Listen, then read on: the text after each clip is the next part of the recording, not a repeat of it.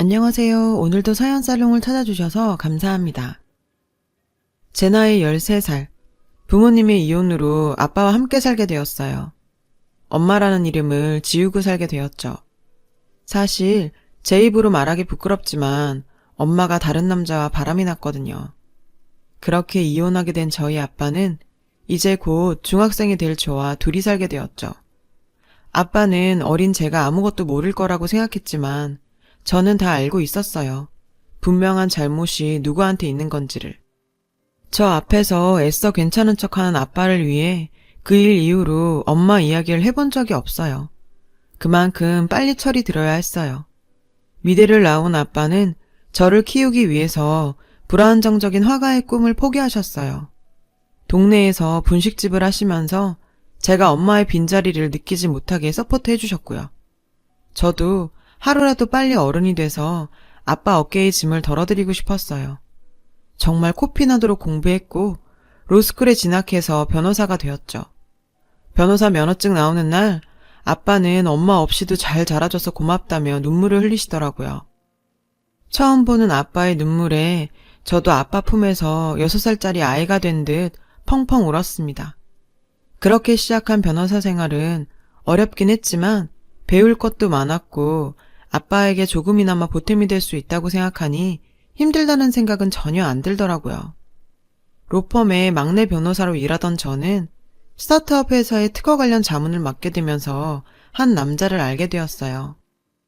그저 좋은 프로그램만 만들면 된다고 생각한 의뢰인은 특허를 낼 생각을 못했고 다른 업체에서 먼저 낸 특허 때문에 2년 동안 밤잠 안 자며 개발해서 내놓은 어플이 특허 소송이 걸렸던 거죠.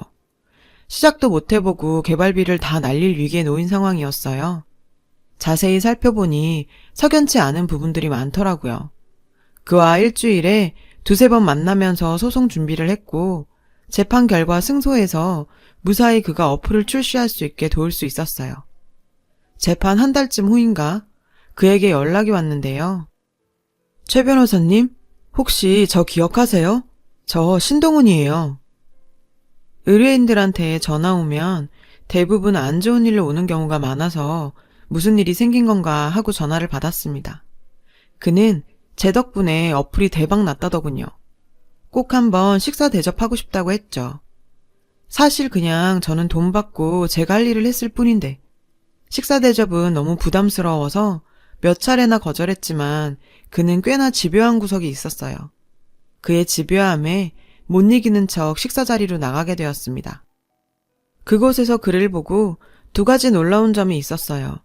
소송 준비할 때 그는 그냥 계속 추리링 차림의 모습이었는데 한 달 만에 만난 그는 그때와 전혀 다른 성공한 사업가의 모습이 보이는 듯 했죠. 그 상황에 또 한 번 놀라고 웃긴 건 그가 최소 30대 중반으로 보이는 노안이라는 거였습니다.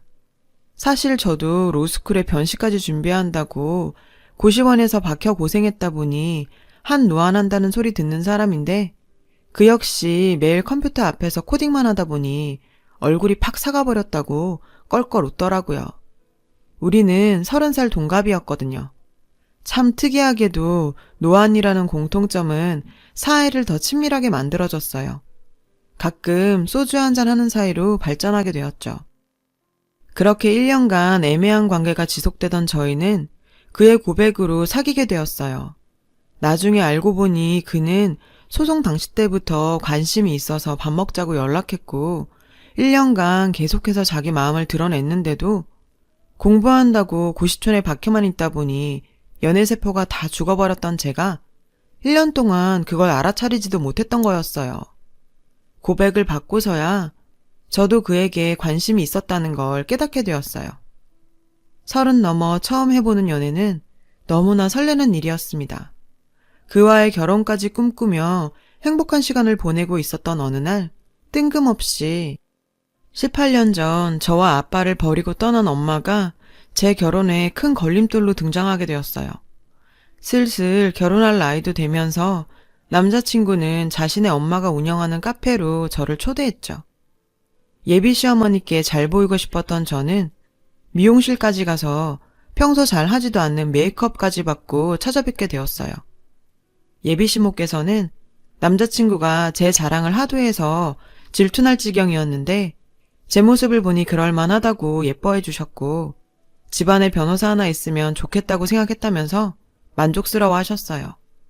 긴장 많이 하고 있었는데 너무 환영해 주시는 예비시모 덕에 긴장도 풀리면서 이런저런 대화를 하게 되었습니다. 하하호호 좋기만 할 것 같던 분위기는 시어머님의 부모님 안부를 묻는 질문 하나에 얼음장처럼 차가워지게 되었어요. 그래 수연아, 부모님은 뭐 하시니? 아빠 엄마의 이혼이 부끄러운 건 아니었어요. 아빠는 저를 잘 키우셨으니까요. 그래도 어떻게 말해야 하나 잠깐 고민이 되더라고요. 어차피 결혼할 사이에 숨길 문제도 아니라고 생각해서 솔직하게 말씀드렸어요. 사실은 저희 부모님이 제가 어릴 때 이혼하셔서 지금은 아빠랑 함께 살고 있어요. 순간 예비 시모의 얼굴에 표정이 팍 구겨지셨는데요. 그래, 이야기 잘 들었다. 이제 그만 가보거라. 순간 냉랭해진 분위기에 저는 당황했고 남자친구도 분위기를 풀어보려 했지만 예비 시모는 자리를 떠나버리셨어요. 저는 도대체 이게 무슨 일인가 싶어서 어리둥절했죠. 이때까지만 해도 이게 우리가 결혼을 못하게 될 정도까지 커지게 될 거라고 생각도 못했죠. 남자친구는 걱정하지 말라더군요. 원래 성격이 불같으셔서 그렇다며 저를 달랬습니다. 저도 계속 결혼을 진행하기 위해선 그에게 저희 부모님의 이혼 이유에 대해서도 알려야 했고 이야기를 다 들은 그는 자신의 어머니에게 가서 잘 말해보겠다고 했어요. 그리고 며칠 후 그는 어머님께 잘 말씀드렸다면서 걱정하지 말고 결혼 준비하자고 하더라고요. 예비 시모와의 첫 만남 이후 찜찜하긴 했지만 더 이상 늦출 수가 없어서 결혼 준비를 진행하게 되었어요. 어느 날 모르는 번호로 전화가 왔어요. 변호사씩이나 되는 애라 똑똑하게 알아들을 줄 알고 길게 말 안 했는데 동훈이가 물러 터져서 너한테 말 안 했나 보구나. 난 이혼한 부모 밑에서 큰 애라 우리 아들 결혼시킬 생각이 없다. 그의 걱정 안 해도 된다는 말과 달리 예비 시모는 제가 이혼한 부모 밑에서 자랐다는 이유로 끝까지 결혼을 반대하셨어요. 제가 할 수 있는 건 아무것도 없었죠. 남자친구는 자신이 부모님을 설득할 수 있다며 조금만 더 기다려 달라더라고요. 그렇게 저를 달랬지만 이렇게까지 해서 결혼을 해야 하나 싶은 생각이 들었습니다. 그날 이후 마음이 복잡해서 일도 손이 잡히지 않고 남자친구 만나는 것조차 불편해서 잠깐 시간을 가지고 있었어요. 사무실에 제 손님이 왔다는 소리를 듣고 나가보니 그의 엄마가 서 있었어요. 내가 알아듣게 말한 것 같은데 아직도 우리 아들을 만나고 있니? 내가 이래서 안 된다고 하는 거야. 이혼한 부모 밑에서 큰 애가 무슨 가정교육이나 제대로 받았겠니? 로펌에서 아직도 가장 막내 변호사라 행동 하나하나 눈치 보면서 지내고 있었는데 갑작스럽게 남의 직장에 찾아와서 악담 붙는 예비시모 때문에 의도치 않게 제 개인사가 로펌 사람들에게 공개돼 버렸는데요. 야, 내가 듣자하니 너희 엄마가 바람나서 이혼한 거라면서. 얘, 바람도 유전이다. 유전이라는 통계가 있어. 알아? 우리 아들이 너랑 결혼했다가 이혼이라도 하면 어쩌려고 너랑 결혼을 시키니? 정말 수치스러웠어요. 직장 동료들 앞에서 발가벗겨진 기분이었죠. 제 파혼 소식과 왜 내 입으로도 말 못하는 개인사를 남의 입에 의해서 공개돼야 하는 건지 참. 그리고 그 여자의 마지막 한마디는 간신히 잡고 있던 이성의 끈을 놓게 만들었어요. 아참, 너희 아빠 자꾸 나한테 전화하지 말라고 해라. 결혼 못 시킨다고 알려주려 전화했더니 그 다음날부터 집착병 환자처럼 전화를 해대네. 이러니 이혼하는 데는 다 이유가 있어. 그러니 너희 엄마가 도망을 가지. 저희 아빠까지 조롱하는 모습에 순간 저도 이성을 잃었어요. 이 미친 X의 머리채를 잡아버렸는데요.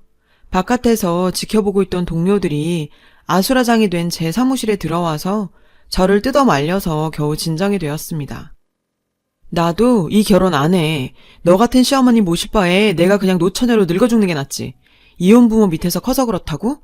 당신 같은 쓰레기 부모 밑에서 큰 동훈 씨가 더 불쌍하네요. 직장에서 개인사가 적나라하게 드러나버린 저는 더 이상 그 로펌을 다닐 수가 없어 퇴사하게 되었습니다. 남자친구와도 결별을 고하게 되었어요. 남자친구는 이렇게 헤어질 수는 없다며 매달렸지만 더는 그 여자랑 엮이고 싶지 않았어요. 무엇보다 용서할 수 없는 건 저에게만 그런 모욕을 한 게 아니었어요. 그 여자는 저희 아빠에게도 전화해서 이혼 과정에서 자란 아이는 며느리로 받아줄 수 없다며 딸아이 정신 차리게 하라고 쏘아붙였답니다. 아빠는 자신의 이혼 때문에 제가 이런 대접을 받고 있다는 사실에 큰 충격을 받으셨다고 했어요. 어떻게든 문제를 해결해보고자 그 여자에게 이런저런 제안을 해봤다는데 그 여자는 저한테 얘기했듯 이렇게 집착을 하니 마누라가 바람피고 도망간 거라며 오히려 조롱을 했다네요. 아빠는 저에게 말도 못하고 끙끙 앓고 계셨던 거였어요. 이미 모든 걸 끝내고서야 알게 된 사실에 정말 손이 부들부들 떨렸지만 아빠가 그러지 말고 잊고 살라며 말리시는 통에 제 가슴 속에 상처로 묻어두게 되었어요. 그렇게 3년이 흘렀습니다. 저도 그 일에 대한 기억이 흐릿해져 갈 때쯤 저와 아빠에게 지울 수 없는 상처를 준 그 여자를 생각지도 못한 장소에서 다시 보게 되었어요. 저는 변호사 5년 차가 되면서 새로 취직한 로펌에서 이혼 전문 변호사로 일하고 있었거든요. 어느 날 제 의뢰인으로 온 그 여자를 한 번에 알아볼 수 있었어요. 맞은 놈은 평생을 기억해도 때린 놈은 기억도 못한다고 했나요? 어처구니 없게도 그 여자는 이혼 소송을 당한 상태였고 참나, 심지어 저를 알아보지도 못하더군요. 변호사님, 이혼 전문이라고 들었습니다. 이혼하더라도 남편 재산 최대한 많이 분할할 수 있게 도와주세요. 이혼한 부모 밑에서 자란 저라서 결혼 못 시키겠다던 여자가 이혼을 하기 위해 나를 찾아오는 이런 아이러니한 상황이라니. 정말 속으로 실소가 나와 참을 수가 없었어요. 세상 참 좁죠. 세상에 이런 악연도 다 있네요. 아주머니가 이혼한다고 수많은 변호사들 중에 날 찾아오다니요.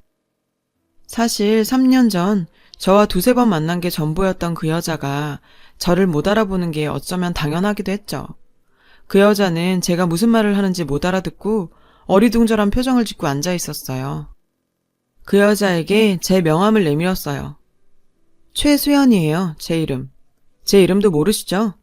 기억 안 나세요? 3년 전에 당신이 결혼 반대했던 당신 아들 여자친구. 당신이 그랬잖아요. 이혼한 사람들은 무슨 문제가 있어서 하는 거라면서요? 이혼도 유전이라고 하시지 않았나? 그 여자는 그제서야 제가 누구인지 알아보는 듯 저를 위아래로 훑어보고는 제 생각과 전혀 다른 행동을 했는데요. 아니 그건 다 지난 일을 말해서 뭐 하겠니? 우리가 이렇게 만난 거 보니 인연은 인연인가 보다. 나도 후회 많이 했다. 우리 아들 너랑 헤어지고 아직도 여자도 안 만나고 결혼할 생각도 안 하는 것 같아서 내가 걱정이 크다. 그래서 말인데 너 동훈이랑 다시 잘해보면 안 되겠어? 제 직장까지 쳐들어와서 제 개인사까지 들춰내버린 인간이 아무렇지도 않게 다시 자기 아들을 만나보라고 하는 뻔뻔함에 제대로 팩트폭격 날려줘 버렸어요. 내가 당신 아들을 왜 만나? 당신이 말했잖아? 이혼한 부모 밑에서 자라면 제대로 가정교육 못 받고 자란 거라면서. 당신 지금 이혼하러 온 거 아니야? 그럼 네 아들은 이혼 안 할 것 같니? 당신 말대로 하면 이혼 확정인 남자를 내가 왜 다시 만나? 그리고 뭔가 착각하는 것 같은데 당신 과실로 이혼 소송 당해서 여기 온 거야. 당신 남편한테 빌어도 모자랄 판에 재산 분할을 도와달라고? 진짜 불륜 저지르다 걸려서 이혼 소송 당해 변호사를 찾은 주제에 용감한 건지 멍청한 건지 재산 분할까지 요구하는 무식한 그 여자는 아직도 정신을 못 차린 듯 보였어요. 나도 변호사이기 전에 인간이야. 내가 어떻게 당신 변호를 하겠어? 그리고 내가 한 가지 알려줄까? 3년 전에 당신 아들 나한테 무릎 꿇고 빌면서 당신 버리고 나한테 오겠다던데? 그건 알란가 모르겠네. 항상 무례하고 뻔뻔하게 굴던 그 여자는 자기 아들이 본인을 버리려고 했다는 말을 듣고는 상당히 충격에 빠진 모습이었어요. 아무 말도 못한 채 얼빠진 표정으로 휘청거리면서 제 사무실을 나갔어요. 남편한테 버림받고 아들한테도 버림받은 그 여자 뒷모습을 보고 있자니 자업자득이라는 말이 딱 떠올라서 속이 다 후련하더라고요. 3년간 가슴속에 묻어둔 답답함을 풀고 나니까 몸도 마음도 홀가분해졌습니다. 제 일도 술술 잘 풀렸어요. 변호사로서 회사에서 입지도 탄탄해졌고, 만나고 있던 사람에게 프로포즈 받아서 내년에 결혼 약속까지 잡게 되었죠. 무엇보다 달라진 건 저희 아빠의 삶이에요. 저를 홀로 키우기 위해 본인의 꿈인 그림 그리는 것도 포기하고 살았던 아빠께 얼마 전 작은 화실을 선물해 드렸거든요. 다시 그림 그려보는 게 어떠냐며 제안했죠. 아빠는 분식집도 접고 매일 화실에 들어가셔서 작품 활동하고 계세요. 그림 그리면서 행복해 하시는 모습을 보니 지금까지 제가 아빠의 삶을 뺏은 것 같아 너무 죄송한 마음이 들었네요. 저도 제 자식을 낳고 살아갈 텐데 아빠처럼 자식을 위해 살 수 있을까 생각 들 정도로 아빠의 사랑은 컸습니다. 사람마다 개인의 사정이 있고 사연이 있는 건데 자신의 삶, 한 치 앞도 못 내다보면서 다른 사람에게 상처부터 주는 그런 사람들과는 아예 차원이 다르신 분이죠. 제가 행복하게 잘 사는 게 아빠한테 보답하는 길이겠죠. 아빠한테 세상 감사합니다. 이런저런 일을 겪고 두서없이 쓴 사연 들어주셔서 감사합니다. 좋은 일들만 있으시길 바랍니다. 여러분, 사연 댓글에 응원과 현명한 조언 부탁드려요. 좋아요와 구독은 저에게 큰 힘이 됩니다. 오늘도 좋은 일 가득하세요.